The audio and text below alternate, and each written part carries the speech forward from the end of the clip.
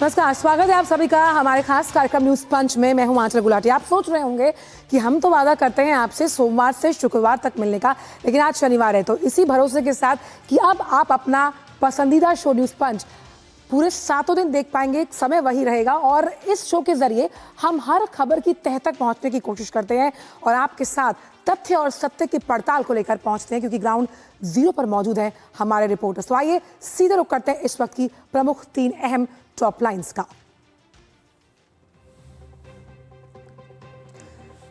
दुश्मन का काल बनेगा सुदर्शन चक्र, कैसे, ये जानेंगे हम आज न्यूज पंच में कि कैसे सुदर्शन चक्र अब कोई भी स्थिति होती है उससे निपटने के लिए कारगर साबित कैसे होगा, दुश्मनों के दांत कैसे खट्टे करेगा ये सुदर्शन चक्र आने वाले समय में।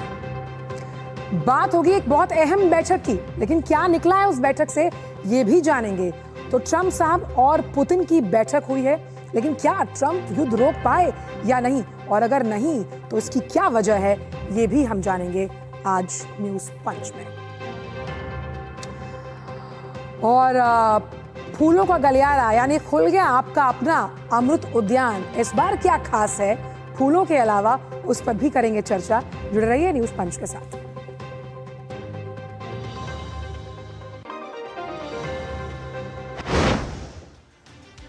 सुदर्शन चक्र, जिसकी उद्घोषणा प्रधानमंत्री ने लाल किले के प्राचीर से 79वें स्वतंत्रता दिवस यानी कल की।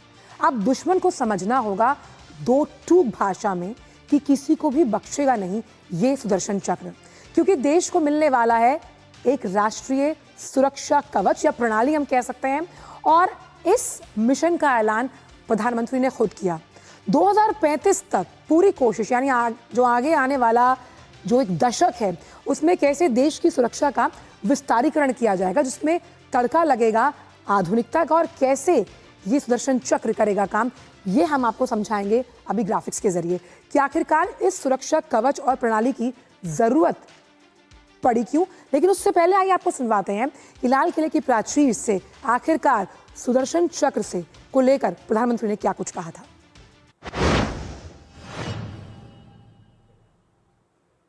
2035 तक राष्ट्र के सभी महत्वपूर्ण स्थलों, जिनमें सामरिक के साथ साथ सिविलियन क्षेत्र भी शामिल है, जैसे अस्पताल हो, रेलवे हो, जो भी आस्था के केंद्र हो, उन्हें टेक्नोलॉजी के नए प्लेटफॉर्म द्वारा पूरी तरह सुरक्षा का कवच दिया जाएगा। ये सुरक्षा का कवच लगातार विस्तार होता जाए, देश का हर नागरिक सुरक्षित महसूस करे।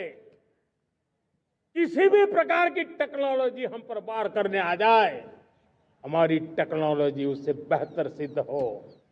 और इसलिए आने वाले 10 साल 2035 तक मैं ये राष्ट्रीय सुरक्षा कवच का विस्तार करना चाहता हूं, मजबूती देना चाहता हूं, आधुनिक बनाना चाहता हूं। और इसलिए भगवान श्री कृष्ण से प्रेरणा पाकर के हमने श्री कृष्ण का जो सुदर्शन चक्र था, उस सुदर्शन चक्र की राह को चुना है। अब देश सुदर्शन चक्र मिशन लॉन्च करेगा। तो आखिरकार ये सुदर्शन चक्र मिशन है क्या, इसकी उद्घोषणा प्रधानमंत्री ने कल की, और कैसे इसे महाभारत से भी जोड़ा उन्होंने, उसका भी जिक्र यहाँ करेंगे कि लाल किले की प्राचीर से आखिर ये उद्घोषणा किस तरह से की गई। तो प्रधानमंत्री ने इस सुदर्शन चक्र मिशन का ऐलान किया। लाल किले की वो प्राचीर जिससे हमेशा प्रधानमंत्री संबोधन देते हैं, 15 अगस्त को उसी दिन इसका आश्वासन देश को दिया गया कि संपूर्ण सुरक्षा के लिहाज से सुदर्शन चक्र एक पावरफुल वेपन सिस्टम है। पावरफुल यानी कि बहुत मजबूत, और इस मिशन में कैसे निशाना साधकर हमला करने की क्षमता है। अब इसमें बहुत दो इंपॉर्टेंट पॉइंट्स हैं, डिफेंस और अटैक, यानी हमलों को निष्क्रिय करना और साथ ही साथ कैसे आप दुश्मन पर निशाना साधकर हमला करने की क्षमता तो रखते ही हैं, वहीं पलटवार करना, हिट बैक, वो प्रतिक्रिया देने में भी उसकी त्वरित कार्रवाई होगी। और सबसे अहम यहाँ पर ये है कि रिसर्च से लेकर उत्पादन यानी मेक इन इंडिया के मिशन को भी मजबूती मिलती हुई नजर आई है। और देश के युवाओं और जो तकनीकी क्षेत्र से जुड़े हुए लोग हैं या वैज्ञानिक हैं, उन्हें भी इस क्षेत्र में अवसर मिलेगा। आतंकवादी हमलों का मुंह तोड़ जवाब देने के साथ साथ इसमें सबसे अहम रणनीति है +1 की रणनीति, यानी टारगेट के साथ साथ एक्शन तय। और इसीलिए प्रधानमंत्री ने कहा कि 2035 तक जो तमाम अहम स्थल हैं, वो धार्मिक स्थल हैं, राष्ट्रीय इंपॉर्टेंस से जुड़े हुए स्थल हैं, उनको सुरक्षित रखने की जिम्मेदारी होगी सुदर्शन चक्र की। और रणनीति और पराक्रम का सटीक और बहुत ही मुफीद उदाहरण है ये, क्योंकि लक्षित कार्रवाई के लिए इसे डिजाइन किया जाएगा और साइबर और अंतरिक्ष सुरक्षा क्षेत्रों में भारत की क्षमता को ये बढ़ाएगा। और महाभारत का वो प्रसंग है जहां जयद्रथ के वध के लिए अर्जुन को ये सुदर्शन चक्र जब दिया गया था, तो कैसे वो अटैक के साथ साथ डिफेंस के तौर पर भी काम आया। ये दो बहुत अहम पॉइंटर्स रहेंगे जब हम सुरक्षा चक्र की बात करते हैं। वहीं आयरन डोम जो इजराइल का प्रमुख सुरक्षा कवच है, अगर हम उसके बारे में बात करें तो उससे भी ज्यादा एडवांस इसे माना जा रहा है। इजराइल के आयरन डोम से एक कदम आगे इसे बनाया जाएगा, जो कि अत्याधुनिक तमाम सुविधाओं से वो लैस होगा। देश के दुश्मनों पर डबल अटैक यानी मैंने आपको बताया डिफेंस के साथ साथ इसमें आप अटैक की सुविधा और एडवांस मॉडर्न टेक्नोलॉजी। इसीलिए रक्षा क्षेत्र इतने दिल के करीब है प्रधानमंत्री के, और वो चाहते हैं कि इसमें लगातार आत्मनिर्भर भारत बने। दुश्मन का हर हमला निष्क्रिय यानी न्यूट्रलाइज करने की क्षमता इस सुदर्शन चक्र में होगी। ढाल बनने के साथ साथ ये हमला करने में भी प्रभावी होगा। इसकी डिजाइनिंग इसी तरह से की जाएगी, इसीलिए प्रेसिशन यानी प्रिसाइज, बहुत ही सटीक तौर पर ये अटैक के साथ साथ लक्ष्य को भेदने में भी कामयाब होगा। और आखिरकार चाहिए भी क्या, अगर एक ऐसा सुरक्षा कवच तो तमाम आपकी उन स्थलों को ऐसा चक्रव्यूह उसके आसपास बना ले कि कोई भी उसे भेद ना पाए, एक अभेद्य किले में तब्दील कर दे, तो क्या बात है। और इसी पर ज्यादा जानकारी के साथ हमारे संवाददाता विशाल बैरिस्टर हो गए। विशाल, 79वां स्वतंत्रता दिवस, लाल किले की प्राचीर से प्रधानमंत्री का ये उद्घोष कि सुरक्षा कवच सुदर्शन चक्र के रूप में अगले 1 दशक में भारत को मिलेगा, जो सबसे एडवांस टेक्नोलॉजी है अगर हम बात करें रक्षा प्रणाली को मजबूत करने को। आंचल, सबसे पहले आपको जन्माष्टमी की हार्दिक शुभकामनाएं। और देखिए, प्रधानमंत्री ने जो लाल किले के प्राचीर से बोला, उसकी टाइमिंग बहुत इंपॉर्टेंट है। एक तो हम अपना स्वतंत्रता दिवस मना रहे हैं, उसकी 89वीं जयंती मना रहे हैं, और आज जन्माष्टमी है। और ऐसे में जब प्रधानमंत्री लाल किले के प्राचीर से ये घोषणा करते हैं कि हम एक ऐसा सुरक्षा चक्र बनाएंगे जिसका नाम होगा सुदर्शन चक्र, तो ये बहुत इंपॉर्टेंट इसलिए है क्योंकि सीधे सीधे आप अपनी कल्चर, अपने हेरिटेज, अपने रिलीजन को जोड़ते हुए अपने देश के अस्मिता की आप बात कर रहे हैं। आपने बात करी आयरन डोम की, तो आयरन डोम जो इजराइल के पास है वो उनका मेक इन इजराइल नहीं है। इजराइल ने अमेरिका की मदद से और रफाल एडवांस डिफेंस सिस्टम की मदद से ये बनाया है, और उसकी जो है 90% वो उसकी सक्सेस रेट है। लेकिन प्रधानमंत्री जिस सुदर्शन चक्र की बात कर रहे हैं वो 100% होगा और मेड इन इंडिया होगा। और आपने सुना कि प्रधानमंत्री ने कहा कि धार्मिक स्थलों के अलावा हमारे स्ट्रेटेजिक लोकेशंस को भी, इंस्टॉलेशंस को भी वो डिफेंड करेगा। तो जो ये आयरन डोम की आप बात कर रहे हैं, वो उसकी खास बात ये है कि ऑल वेदर है और उसकी मोबिलिटी, वो मोबाइल है, किसी भी व्हीकल पे उसको रख कर ले जाया जा सकता है ताकि आप अलग अलग जगह ले जाकर उसको प्रोटेक्ट कर सके। तो timing is very important. Sudarshan चक्र अपने आप में नाम बहुत इंपॉर्टेंट है, अटैक एंड डिफेंस। तो ये सारी चीजें जब प्रधानमंत्री कहते हैं तो एक साफ संदेश हमारे पड़ोस में जाता है उन लोगों के लिए जो भारत के दुश्मन है। और आज क्योंकि जन्माष्टमी है और जन्माष्टमी के दिन भगवान कृष्ण का जन्म हुआ, सुदर्शन चक्र कहीं ना कहीं उनसे जुड़ा हुआ है। और दो अहम पॉइंट जिसका जिक्र आपने भी किया कि डिफेंस और अटैक और न्यूट्रलाइज करना, ये अपने आप में इस सुरक्षा कवच की सबसे बड़ी खासियत होगी। बिल्कुल आंचल, हमने अभी जब ऑपरेशन सिंदूर के दौरान भी देखा किस तरह से जो अटैक हुआ, क्योंकि अब नॉन कन्वेंशनल वॉर का ज़माना आ गया है। अब वो नहीं कि आमने सामने आप बंदूक या से वार करें, मैन टू मैन फाइट करें।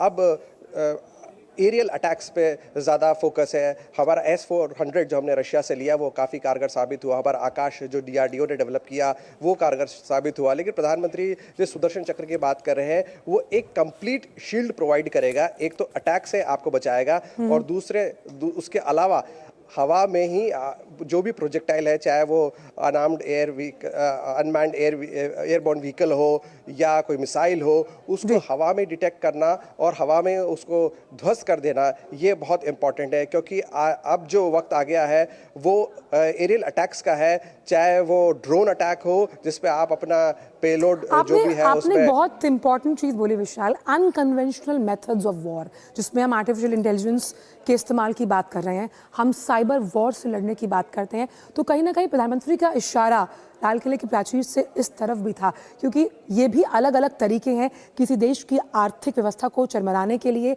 या फिर उसके आत्मविश्वास को डगमगाने के लिए। देखिए आंचल, हमें थोड़ा सा समझना होगा कि साइबर अटैक तो आपके जो कंप्यूटर सिस्टम है उस पर अटैक होता है, लेकिन ये जो सुरक्षा चक्र की हम बात कर रहे हैं, सुदर्शन चक्र की, ये एरियल अटैक्स की बात कर रहे हैं। उसमें मिसाइल्स हैं, ड्रोन्स हैं और तमाम तरह के short and long range missiles हैं।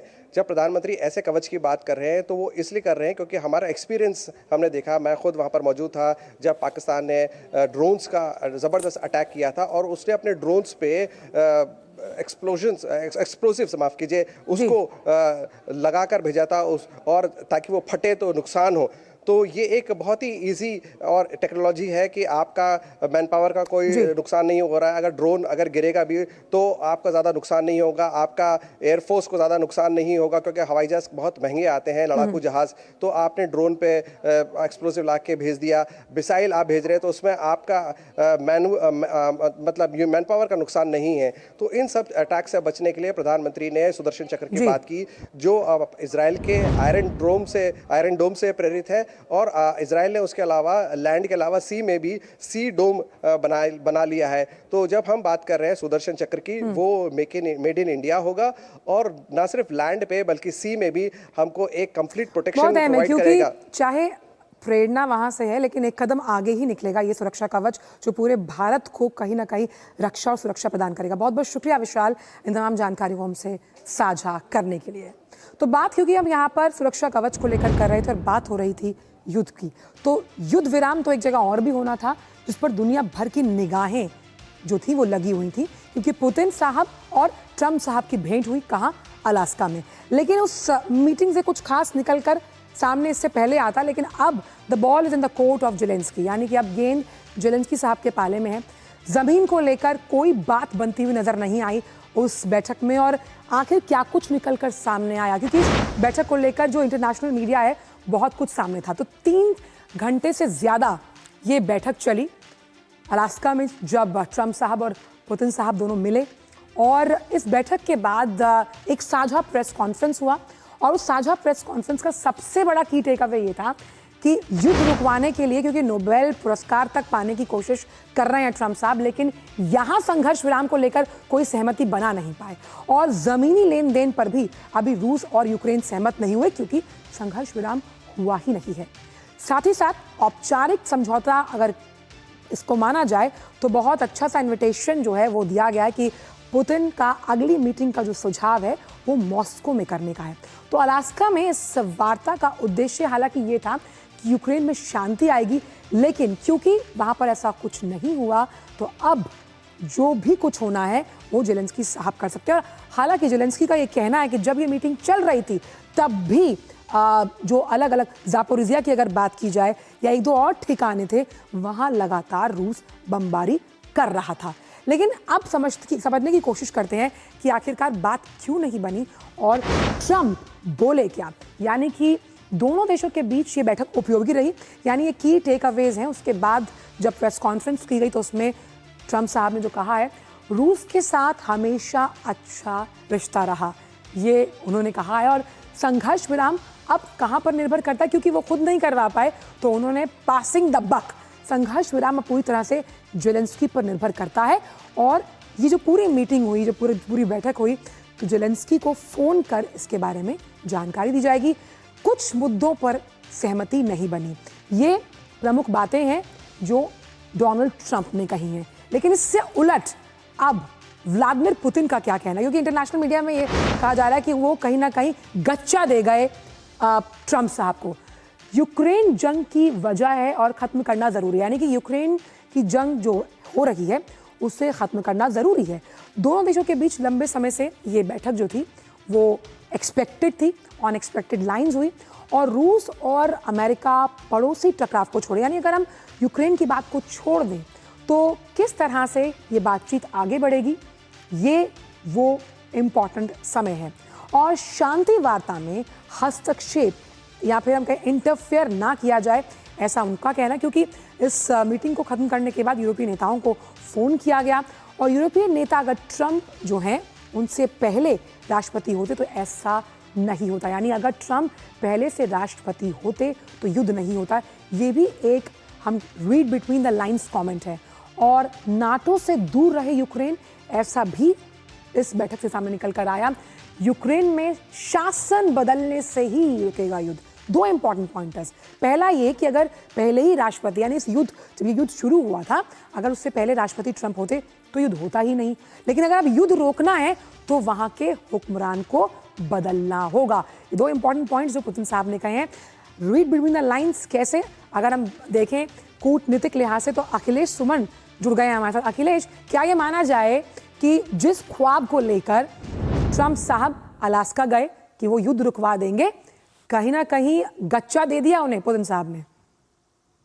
हाँ, देखिए, निश्चित तौर पे पुतिन बहुत ही अनुभवी नेता है और उनको बहुत नेताओं से डील करने का अनुभव है। तो पुतिन के लिए यह बहुत आसान बात नहीं थी कि वो ऐसे ही जाके एक बार अलास्का में ट्रंप बुलाएंगे उनको और अलास्का में जाकर वो सारी वार्ता सफल हो जाएगी। पुतिन ने जो अप्रोच लिया है, पुतिन का अप्रोच है कि ये जो बैठक है, ये बैठक सिर्फ यूक्रेन को लेकर नहीं है। पूरा पुतिन का अगर भाषण आप सुने, उनका बयान सुने, तो पूरा पुतिन का बयान है अमेरिका और रूस के बीच के संबंधों पर। और उन्होंने कहा कि अलास्का वो सिंबॉलिक जगह है जिसमें कि सेकेंड वर्ल्ड वॉर के समय रूस और अमेरिका के बीच में सहयोग हुआ था, जिसकी वजह से सेकेंड वर्ल्ड वॉर में नाजी फोर्सेज की हार हुई थी। तो याद दिलाना चाहते हैं। आप याद करिए कि पुतिन लगातार यूक्रेन के राष्ट्रपति जेलेंस्की को वो नात्सी बोलते हैं, नात्सी विचार वाले बोलते हैं। तो वो भी एक सिंबोलिज्म उन्होंने ट्रंप के सामने रखा है। दूसरी बात यह कि पुतिन कह रहे हैं कि रूस और अमेरिका के बीच में व्यापार के तमाम अवसर है, अपार अवसर है। और उन्होंने एक बात का और संकेत दिया कि 20% जो है रूस और अमेरिका के बीच में इधर के दिनों में व्यापार बढ़ा है और इसको और ज्यादा बढ़ाने की जरूरत है। उन्होंने इस बात का भी जिक्र किया कि यूक्रेन का जो पूरा मामला है वो रूस की सुरक्षा से जुड़ा हुआ है, और इस पर जब ट्रंप ने कहा कि यूक्रेन की भी सुरक्षा की गारंटी होनी चाहिए, तो निश्चित तौर पे पुतिन ने कहा कि बिल्कुल यूक्रेन की सुरक्षा की गारंटी की जाएगी। तो जो मामला है वो मामला ये हुआ कि बेसिक जो पॉइंट्स थे पुतिन के, उन बेसिक पॉइंट को उन्होंने ट्रंप के सामने साफ साफ रख दिया कि अगर इन पॉइंट्स पे आप अग्री होते हैं तो आगे कोई वार्ता होगी। अब आपने अगर फिजिकल बॉडी लैंग्वेज देखा होगा कि पुतिन का जिस तरीके से पुतिन ने पूरी बात रखी स्टेटमेंट के दौरान, उन्हें पहले स्टेटमेंट देने का मौका मिला और उसके बाद ट्रंप ने बहुत ही संक्षिप्त स्टेटमेंट दिया। आपने बहुत अहम बात की अखिलेश, क्योंकि कूटनीतिक और अंतर्राष्ट्रीय मीडिया में खास तौर पर जब इस तरह के राष्ट्राध्यक्ष मिलते हैं तो बॉडी लैंग्वेज बहुत इंपॉर्टेंट होती है। इसमें दो चीज़ें मैं आपसे समझना चाहूँगी। पहली ये कि जिस तरह से पुतिन साहब ने कहा कि युद्ध रुक सकता है अगर हुक्मरान बदल जाए, तो पहला, साथ ही साथ अगर ट्रंप राष्ट्रपति होते तो युद्ध होता ही नहीं। ये दोनों अगर हम बयान देखें तो किस तरह से आप इसे आंकते हैं डिप्लोमेटिक लेवल्स पर? हाँ, देखिए, ये एक बहुत ही अहम बयान है पुतिन का, और उन्होंने, इसलिए मैंने कहा कि बहुत ही साफगोई से उन्होंने बात कही। उनका था कि बाइडेन के साथ कोई वार्ता नहीं हो पाई जब तक बाइडेन राष्ट्रपति रहे। उन्होंने कहा कि 4 साल बाद अमेरिका और रूस के बीच में शिखर वार्ता हो रही है, और जब ये यूक्रेन का मामला चल रहा था उस समय उन्होंने अपील की थी कि अमेरिका को इस तरीके का कोई कदम नहीं उठाना चाहिए जिससे कि पॉइंट ऑफ नो रिटर्न पे पहुंच जाए। तो उन्होंने निश्चित तौर पर पूरी तरह से बाइडेन को दोषी ठहराया कि बाइडेन जिम्मेदार है इस पूरे युद्ध के लिए, पूरा जो संघर्ष चल रहा है उसके लिए बाइडेन जिम्मेदार है। ट्रंप भी लगातार बोलते रहते हैं कि बाइडेन की जगह अगर मैं होता उस समय राष्ट्रपति तो इस तरह की स्थिति नहीं होती। दूसरी बात पुतिन का जो यह कहना है कि यूक्रेन में जो सत्ताधारी अभी नेता है उनका की तरफ से प्रॉब्लम है। निश्चित तौर पे जो पूरा इतिहास देखेगा तो 2014 के बाद लगातार रूस को यूक्रेन के राष्ट्रपति जेलेंस्की से समस्याएं रही है और इस तरह से जो है कि जेलेंस्की एक तरीके से उनको दोषी ठहराया गया है जेलेंस्की को कि वहां नाटो को धीरे धीरे बुलाने की कोशिश कर रहे हैं, पश्चिमी ताकतों को अपने देश में। ये तो बहुत अहम है कि जिस तरह से कह रहे हैं पुतिन साहब तुम होती तो ऐसा होता। खैर ये तो कुछ ख्याली बात है, लेकिन अब जेलेंस्की के पिटारे से क्या कुछ निकल कर आएगा, क्योंकि अब उनकी तरफ इस पूरे मोहरे को मोड़ दिया गया है, ये देखना होगा। बहुत बहुत शुक्रिया आपका अखिलेश इन तमाम जानकारी को हमसे साझा करने के लिए। और वक्त छोटे से ब्रेक का है, ब्रेक के उस पार भी एक अहम खबर है जो कि जुड़ी हुई है अमृत उद्यान से, उस पर डालेंगे नजर। जुड़े रहिए इस खास शो के साथ। ये गोलदाने खजाने हैं स्वाद के। नागौर की इसी बेहतरीन सरसों से निकलता है MDH कच्ची घानी सरसों का तेल। सिर्फ झांझ ही नहीं, स्वाद भी। मिले असली सरसों के तेल का मजा। स्वाद में दम लगे कम, सेहतमंद MDH कच्ची घानी सरसों का तेल। जब धरती चीर कर निकलता है लोहे का पत्थर और मिलता है मोंगिया के जोश से, फिर तपता है, पिघलता है और बनता है फौलाद। अब होता है सरिया सारी खूबियों के साथ। मोंगिया स्टील, मजबूत देश का मजबूत सरिया। पता है, I was a bright student. कुछ करना चाहती थी, कुछ बनना चाहती थी। आप अपना खुद का स्टार्ट कीजिए ना, खुद का बिजनेस। पर उसमें पैसे तो बहुत लगेंगे ना। Zero investment. Zero investment? हाँ, आई एम डूइंग इट। मैं एक principal madam, she is my client. मैं LIC एजेंट हूँ। LIC एजेंट बनो, अब बड़ा सोचो। हमारी वेबसाइट पर जाएं या अपनी नजदीकी LIC शाखा से संपर्क करें। ब्रेक के बाद वीकेंड न्यूज पंच में स्वागत है एक बार फिर से। और जैसा कि हमने बताया कि आज से अमृत उद्यान जो आम लोग हैं उनके लिए खुल गया है। और इस अमृत उद्यान में जो तमाम अलग अलग तरह के फूल हैं वो तो होते ही हैं, लेकिन क्या कुछ खास है वो भी हम आपको बता रहे हैं, क्योंकि आज से ये खुल रहा है लोगों के लिए। और कैसे ये फूलों के साथ साथ आपको एक अलग ही एक्सपीरियंस देता है। अमृत उद्यान समर एनुअल एडिशन 2025 का शुभारंभ जो है वो हो रहा है। राष्ट्रपति द्रौपदी मुर्मू ने 14 अगस्त को इसका शुभारंभ किया था और आज से करीबन 14 सितंबर तक ये आम जनता के लिए खुला रहेगा। इसका टाइमिंग जो है वो सुबह 10 बजे से शाम 6 बजे तक आप इसमें जा सकते हैं। शाम 5:15 बजे तक का आखिरी इसमें एंट्री होती है और सोमवार यानी मंडे कल इसे रख रखाव के लिए बंद किया जाएगा, यानी कि पूरे जो तमाम 7 दिन हैं उसमें से। अब इसमें आप जो वेबसाइट है उस पर पहले से रजिस्ट्रेशन कराना ज़रूरी है। अब इस पूरे उद्यान में थीम पर आधारित कई ऐसे हिस्से हैं जो बहुत अनूठे हैं, रोमांचकारी हैं। 42 से अधिक प्रकार के आपको यहाँ पर फूल मिलेंगे। तो निःशुल्क, सबसे इम्पॉर्टेंट कि आपका इस उद्यान में प्रवेश निःशुल्क रहेगा। थीम आधारित कई हिस्से आपको यहाँ देखने को मिलेंगे जब आप इस उद्यान में इसकी सैर के लिए जाएंगे। यानी 42 से ज़्यादा प्रकार के अलग अलग जो फूल खिलते हैं इस मौसम में वो आपको देखने को मिलेंगे जब आप अमृत उद्यान की बात करते हैं। तो 2025 एनुअल एडिशन की शुरुआत हमारे साथ गिरीश निशांत हो गए। गिरीश, आज से अमृत उद्यान जो है वो खुल गया है, तो कहीं ना कहीं 42 किस्म से ज़्यादा फूलों की खुशबू तो लोग देखेंगे ही, साथ ही साथ क्या कुछ और खास है इस बार के अमृत उद्यान की सैर में?